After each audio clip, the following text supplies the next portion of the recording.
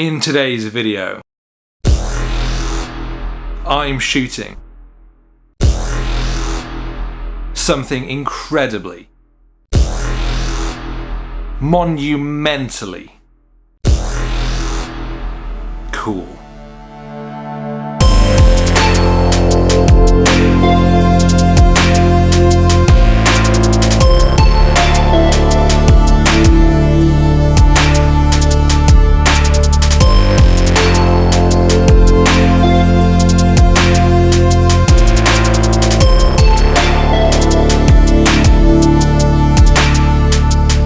Yes, it's the Aston Martin DBS Superleggera, a £260,000 monster of a supercar. And where else to take such a stunning vehicle from the beautiful rolling hills and winding roads of the Peak District?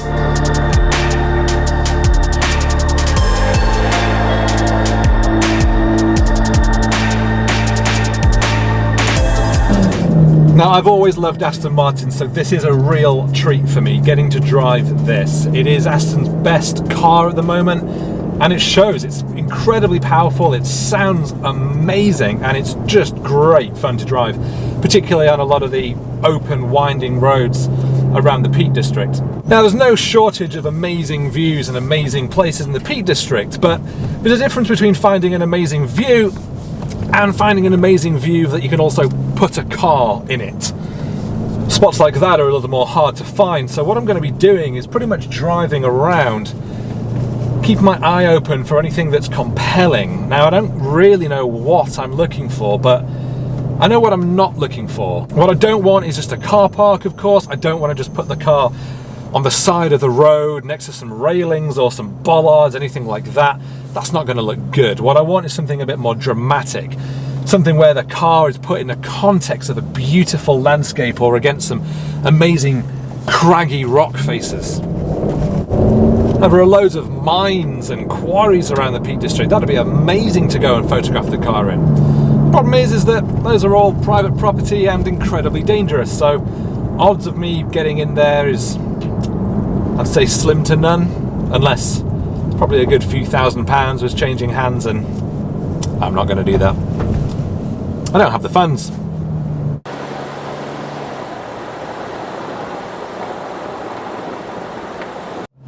Thankfully, the weather is playing ball. It's often very, very rainy in the Peak District, and it's actually not been too bad. The forecast for the weekend is mostly sunny with some clouds, and I'm really looking forward to that. What I don't want is just empty blue skies. I want a little bit of cloud detail in there. If it gets a bit overcast, that's fine too, because this is a moody looking, dark, dramatic car. So putting it underneath some moody, dramatic clouds, particularly some storm clouds, that would look really, really cool. What I don't want though is bright, harsh sunlight, because if you get a very, very bright blue sky day and it's a dark car, trying to balance those two exposures is very, very difficult. It's easier to have a dark car like this underneath a dark, broody sky. One of the problems of having a car like this in the Peak District is that a lot of the roads are, let's say, rural. They're very, very small, very, very bumpy, and very, very narrow. Not really built for supercars. Now turn half left. Now turn half left. Okay. I'll turn half left.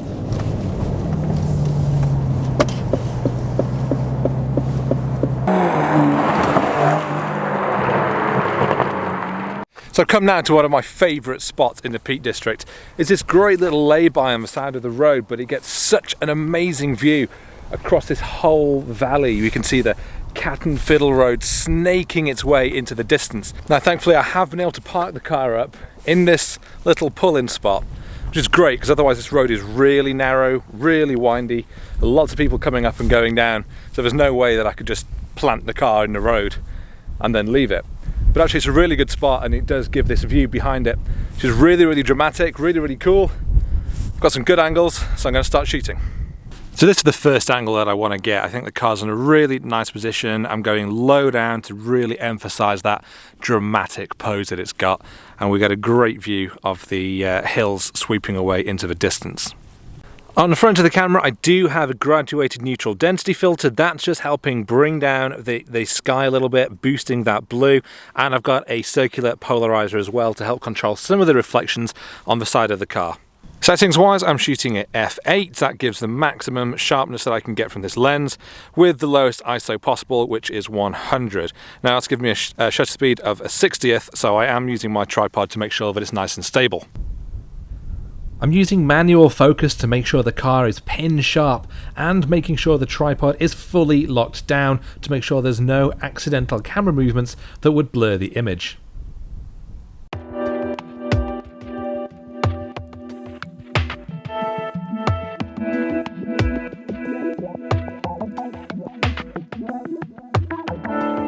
Okay, it's time for a slightly sketchy maneuver. I really want to get the car on the road. I really want to try and add some motion and drama to the shot in post. The only way I can do that is by parking it on the road, taking a static shot and adding that motion in Photoshop. So what I've done is I've got my camera in position. The angle I want to get is this sort of thing, with the car coming up here. So now the camera's in position, I basically need to get the car, reverse it down here to about this sort of spot, get out, quickly take the shot, get back in before another car comes. It's definitely risky and I'm not sure it's going to work, and I'm not even sure if the payoff is going to be big enough. It may not be a great photo, but I need to do something that shows a bit of dynamic motion to this car, and this is the only way that I can do it as I'm here by myself. I don't have a second driver, so I'm just going to have to risk it. But it's pretty quiet at the moment. I think it should be okay. Let's give it a go. This is not an elegant way of shooting. I carefully reversed the car into position, ran out and got the photos before quickly getting it out of the way again. And here's my favourite shot from that series. I love this dramatic angle and that real sense of speed that I've been able to create by using the path blur and the spin blur on the road and wheels. Now I'm sure a more talented photoshopper than I am could do a neater job here, but I think the effect is pretty believable and I'm really happy with this shot overall. It's definitely risky doing shots like that when I'm just by myself. Like ideally, I'd have just one other person who can just go up the road a little bit, keep an eye out, let me know if there's traffic coming. Ideally, have a second driver so I can actually take a properly dynamic rolling shot. That would be good. But I don't have that, it's just me and my camera. So I've got to do what I can. I've got to get blown by the wind. Wow. Good hair. Okay, just so you know my thinking, there is another shot that I really want to get of the car on the road and me out of it. So I do need to do another stop, jump, take the shot and hope that nothing's coming. The problem is the shot that I want to do this time is actually right on this corner. I think it could be really cool because what I want to do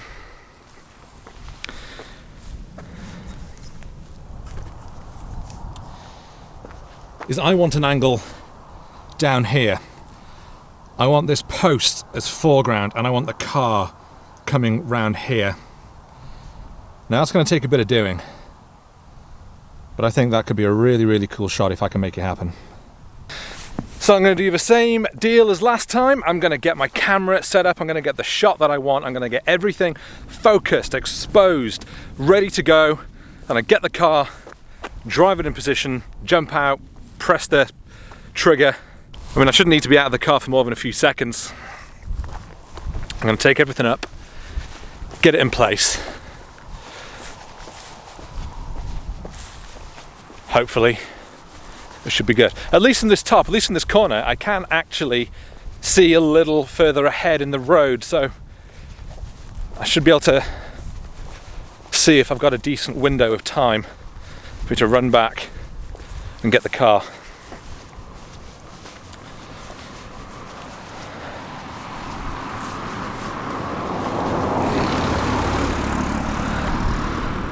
As you can see, this very much is a live road, so it is a tad risky. I think this shot could really be worth it. Okay, let's do it. So I've got my frame lined up. I know where I want the car. Now I need to go and get it. This is going to be fun.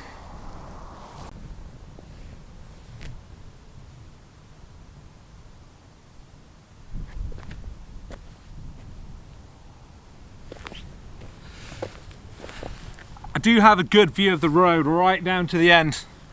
I can just see that there's a bike that's just turned in. So I'm going to let that go, keep my eye on the road, and when I see a really good window, I'm going to do it.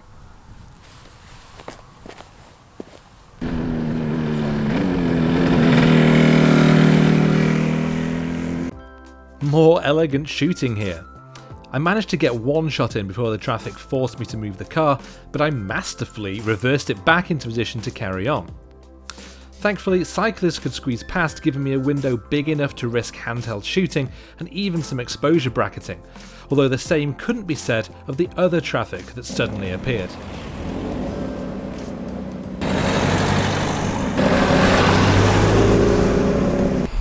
Whew! So that was pretty risky.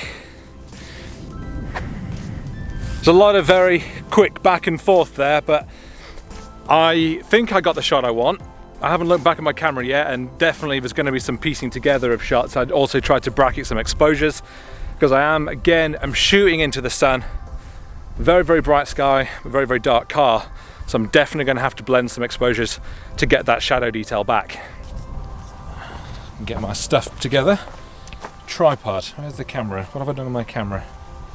It's around somewhere. Aha! Thrown into the ditch. For speed, of course.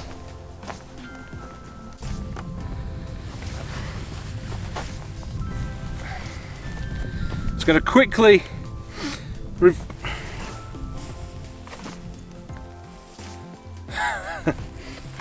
going to quickly review the images I've just got.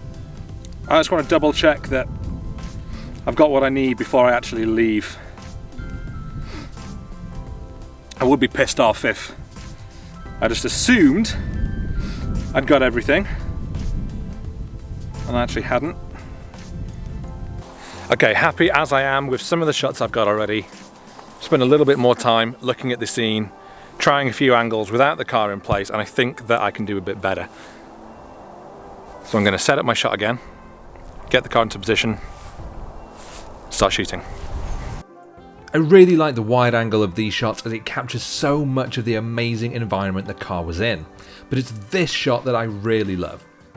I positioned the car and the front wheel in such a way that when I added in the motion blur in Photoshop, it looks like the car is power sliding around this corner. Adding the tyre smoke gives it that extra sense of drama. From here, I toured around various areas of the Peak District looking for good places to shoot the car. Now, it's not always easy, as so many locations that look promising at first just don't really work once I have the car in place. I'm pleased with a lot of the shots I did manage to get, however, but there was one to come that was something really special.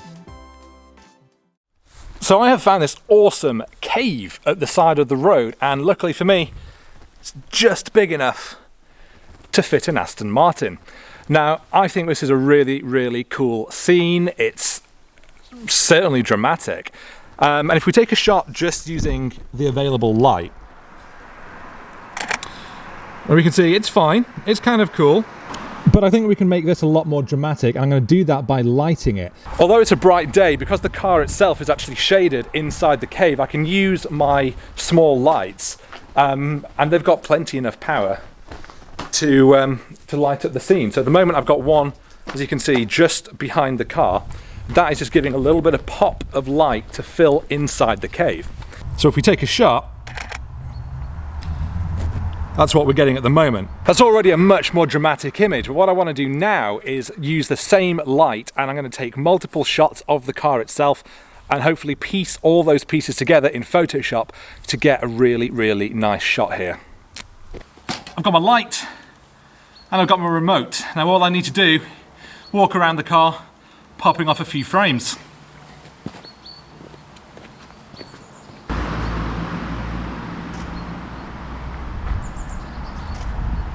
Had to mess about my settings a little bit, changing the aperture, changing my ISO and the shutter speed to make sure that I'm killing as much of this ambient light as possible so that only my flash is actually appearing in the photo. But because it's not that powerful, I've had to take off both the diffuser and the grid. So I'm firing pretty much bare in this beauty dish. And that's given me just a couple bit more stops power from the light, which is enough to really show up on camera. So I think I'm ready to actually start taking the full set of photos. Once this car goes.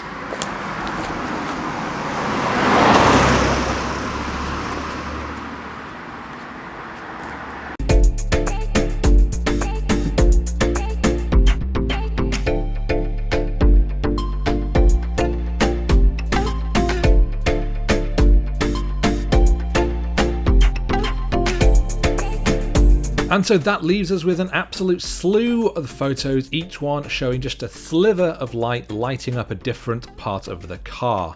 So the next thing to do is to load these as layers into Photoshop. And that brings us here. And as you can see, all these images are loaded as layers down here, and there are loads of them. This is an immense file. In fact, it's knocking on for 8 gigabytes in total. My computer is running slowly. Now, I've actually done all of the processing work on this shot already. It's probably took me about 8 hours, so I'm not going to show you this whole process, but I am going to go through the layers and show you how I built it up. Now, as I turn each of these layers on, we will see how lighting different parts of it and then building them up on top of each other ends up with a whole image. Now you can see it looks super messy, how I've masked in some parts and other parts I've left out and other parts have got a lower opacity, but it does overall result in a very evenly balanced shot. But as we start to build up, it becomes more of a complete picture. Obviously, the car itself is still in darkness at this point, so this is when we're going to start building in the actual light on the car itself. Now, this shot here is a good example. If we zoom in, I'll turn this one back off. We can see that you can still see the pole from my light stand, but as we turn the next shot on, that light comes in and starts to cover it up, and so on. So as we zoom back out, turn more of these layers on, and the whole car starts to come into this picture. And that's pretty cool. As I say, this does take a long time to do because, again, take a look at this mask. That's all I have painted in from that image. The white area is where the image is showing and the black is where it's not showing. And when you do that on all these different layers, just painting in the areas you want, it is a long process, no question.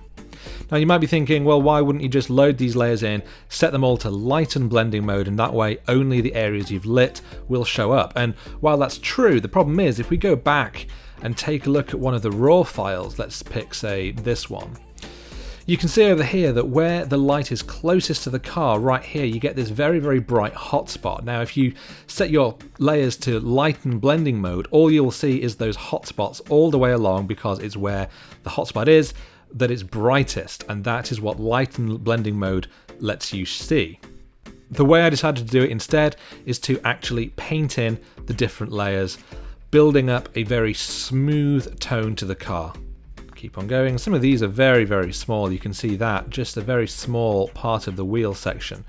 But I like the angle, the way it falls, so you still get some shadow, you still get some contrast. The idea is not to fill every part of the wheel with light because you want it to still look natural.